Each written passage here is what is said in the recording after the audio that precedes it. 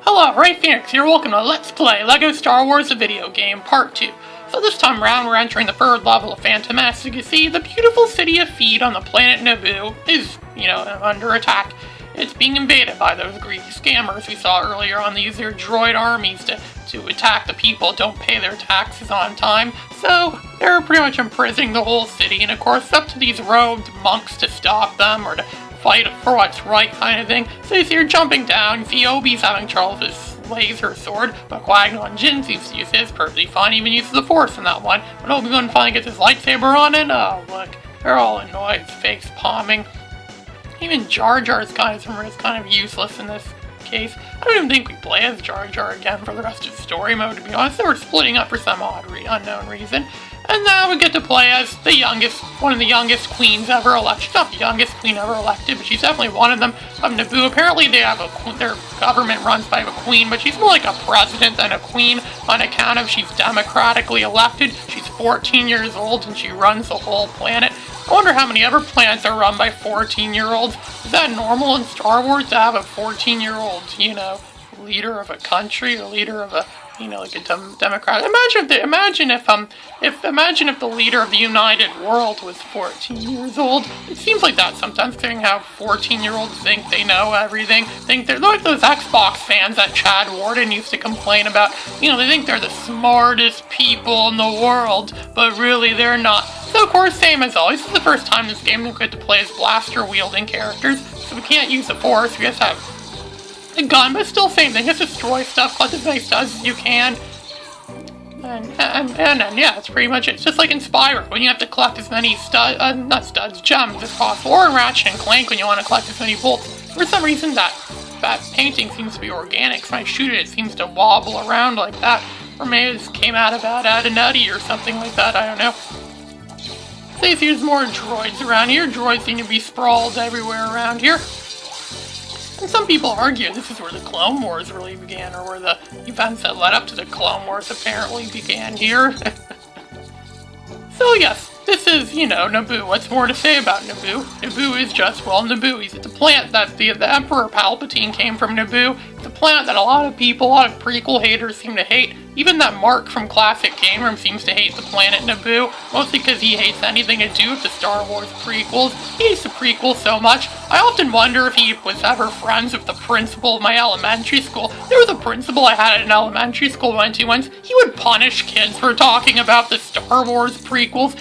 Even referencing the Star Wars prequels is enough to get you, sent to the principal's office, or the principal gives you a long lecture about why Empire Strikes Back is way better than Phantom Menace and Attack of the Clones. That's how much it meant to him. That's how much Star Wars meant to him. He hates the prequels that much that he's willing to punish kids over it. I wonder if he's like that Chris Chan guy where he thinks that everything in fiction is real and he fights to defend his, fictional fantasy. Some people are like that, they don't really have a good sense of what's real or what's not. I just saw a lot of other teachers in middle school that say that fictional characters have the same level of status as real people. At least they acknowledge the fact that they're fictional, but they say they should have the same, level of status as real people. And there was another kid I knew in middle school. He used to tell me about this chick, Skywalker. There was a Star Wars Episode 7 movie that came out in 2011, and in it we meet Chip Skywalker, Luke Skywalker's brother. But the only way you could ever see this movie is if you go to the movie theater and tell the girl working there and ask her for some, disturbing acts that can't be said on TV. And then, yeah, you could get to see Star Wars Episode 7 if you do that. Man, kids really used to take advantage of, other kids a lot, the dumb, ignorant kids back in middle school. That's what middle school's like a lot of the time. I still think the best middle school movie ever is Max Keeble's Big Move. I don't think if it has that bully kid and he's scared of that childish Scottish frog McGoobles.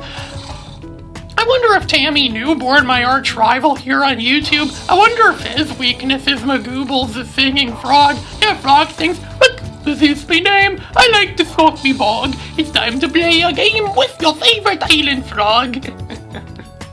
Yeah, that movie, that Max Evil movie is, it's pretty underrated, I think. It's on Disney Plus now, I think, for people that watch Disney Plus. I've had a Disney Plus account for months now, and I'm slightly disappointed, mostly because there aren't many more episodes of Mandalorian. This made 8 episodes and they stopped making the show for some reason. I wish there was more episodes of it, unless the British show where they only make a few episodes per series. If you're in the UK, they call it season series for some reason. It's very confusing. I don't know why those Brits do that, but apparently that's just how it is.